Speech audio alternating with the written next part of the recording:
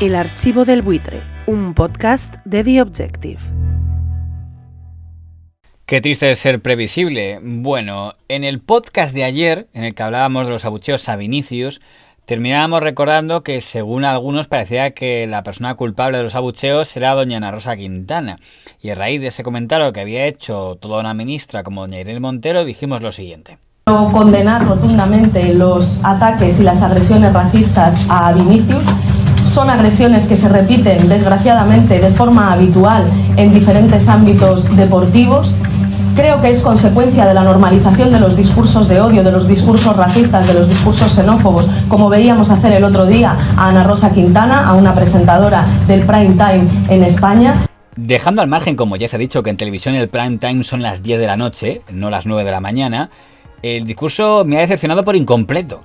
Quiero decir, tengo entendido que la consigna ahora de Podemos es que la culpa es de doña Ana Rosa Quintana y de don Pablo Motos, que no se deje al segundo. A ver si mañana otro dirigente de Podemos ya le incluye para que no se sienta discriminado. Así terminábamos el comentario ayer, lamentando que aunque Podemos hubiera vinculado los abucheos a Vinicius con doña Ana Rosa Quintana, se hubiera dejado la otra parte de la consigna, que era vincular los abucheos a Vinicius con el señor Pablo Motos. Pero no hay que preocuparse porque no hizo falta esperar ni al día siguiente. Es más, escasas horas después de que mandáramos el comentario, en el programa de la noche de la cadena SER, alguien de Podemos vinculó a don Pablo Motos con los abucheos al señor Vinicius. Concretamente, el padre de los hijos, doña Irene Montero.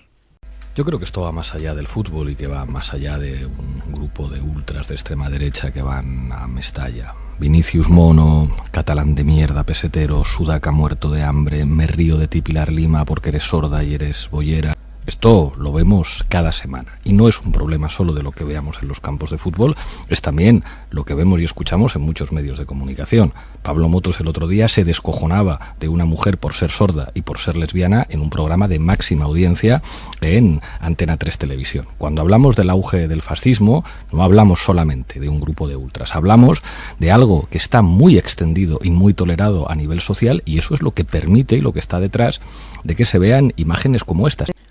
Pues nada, ya completaron toda la consigna. Qué triste ser tan previsible y menos mal que han desbaratado que el hormiguero es un pozo de odio fascista.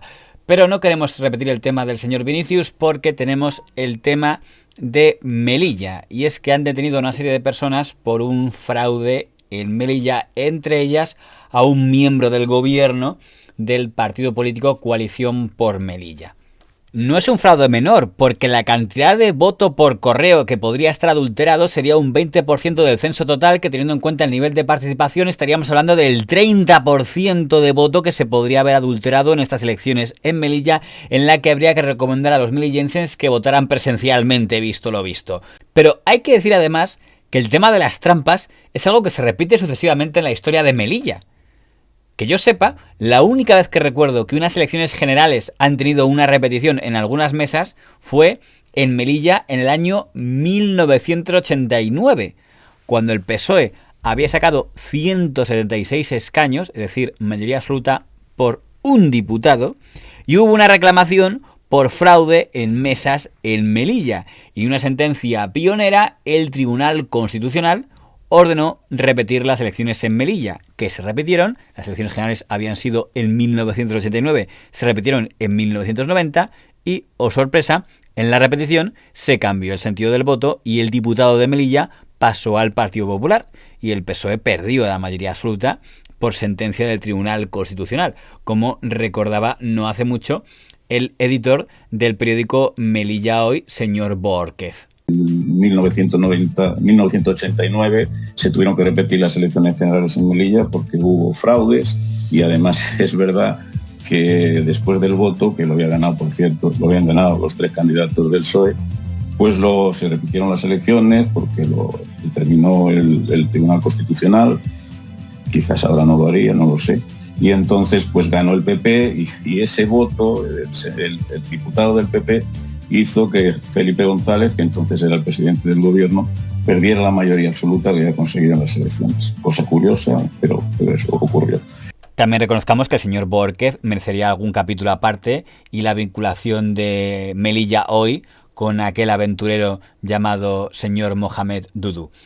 Pero volvemos al tema de las trampas porque En el año 91 fue elegido presidente alcalde de Melilla el señor don Ignacio Velázquez, entonces en el Partido Popular, conocido como el Tramposo, porque fue el que convocó una votación de moción de censura que tenía perdida a una hora en la que un diputado de la oposición estaba fuera, estaban los aeropuertos cerrados, una de las convocatorias de pleno más tramposas que se recuerdan en la historia política de España. Pues se ha equivocado tanto en el fondo como en la forma. El futuro de la ciudad no se puede decidir en el último minuto. El caso es que don Ignacio Velázquez pudo impedir la moción de censura del año 92 con trampas, pero no pudo impedir, aunque lo estuvo intentando durante un año, la moción de censura del año 98, en la que fue derribado y el Partido Popular perdió la presidencia de alcaldía de Melilla por una coalición muy extraña donde se unieron partidos muy diferentes. Por un lado, el partido localista Unión del Pueblo Melillense, de don Juan José Imbroda. Por otro lado, un grupo de tránsfugas del Partido Popular liderados por un señor llamado don Enrique Palacios. Y tercero, y no menos importante, el partido Coalición por Melilla de Mustafa Hamed, más conocido como Mustafa Aberchán, don Mustafa Aberchán, que fue la primera vez que entró en el gobierno. Pero resultó que las elecciones de 1999, quien ganó no fue ni el partido del tránsfuga Enrique Palacios, que se llamaba el PIM, ni el partido del señor Imbroda, ni el Partido Popular, aún con don Ignacio Velázquez el Tramposo, ni tampoco el partido Coalición por Melilla. No, quien ganó aquellas elecciones fue el Gil, de don Jesús Gil y Gil, que irrumpió en las elecciones convirtiéndose en el partido más votado.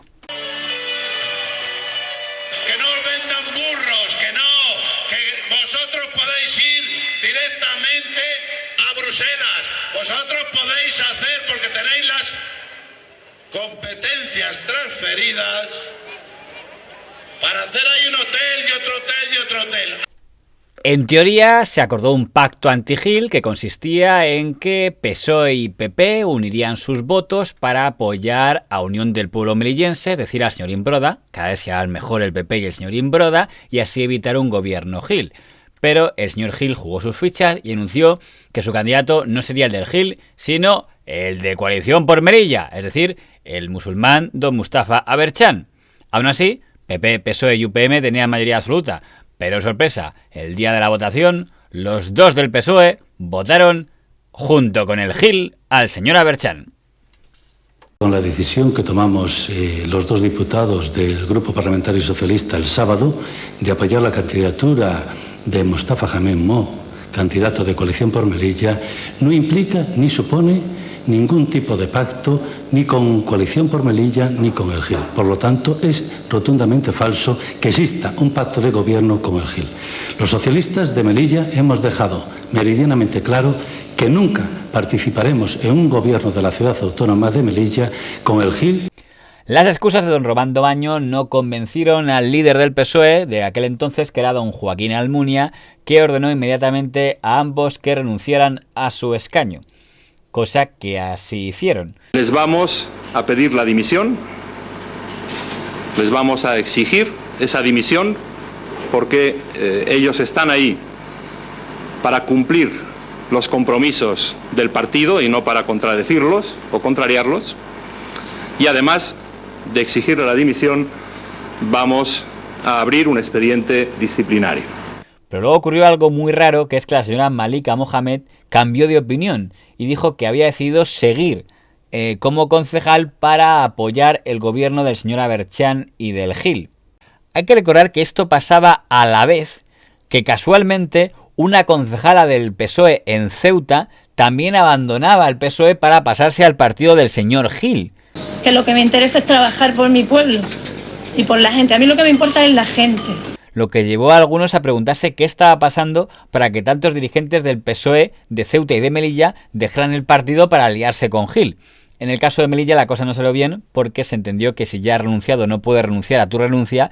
Doña Malika Mohamed perdió su escaño y la nueva cúpula del PSOE, uno de los cuales, por cierto, dijo que a él le habían intentado comprar el Gil también, pero que había dicho que no, ya aceptaron aliarse con el PP y UPM para quitarle la alcaldía al señor Aberchán y dársela al señor Imbroda. Se iniciaba así un larguísimo mandato del señor Imbroda, cuyo partido se acabó integrando, por no decir apoderando, del PP de Melilla, y estuvo de manera interrumpida desde el año 2000 al año 2019. Y todo eso se tuerce cuando llegan las elecciones del año 2019 y el señor Imbroda pierde la mayoría absoluta e irrumpen nuevos partidos. Y de nuevo el señor Mustafa Berchan despliega toda su maquinaria para intentar llegar al poder con los pactos. A falta de Gil, intenta pactar con Ciudadanos, que tiene un único representante, el señor del Castillo, que había pasado gran parte de la campaña diciendo que ni con unos ni con otros, que ni iba a pactar nunca ni con el señor Imbroda del Partido Popular, ni con el señor Aberchán de Coalición por Melilla. Mantengo lo dicho en toda la campaña, es decir, mantengo lo de no hacer presidente al señor Imbroda ni al señor Aberchán.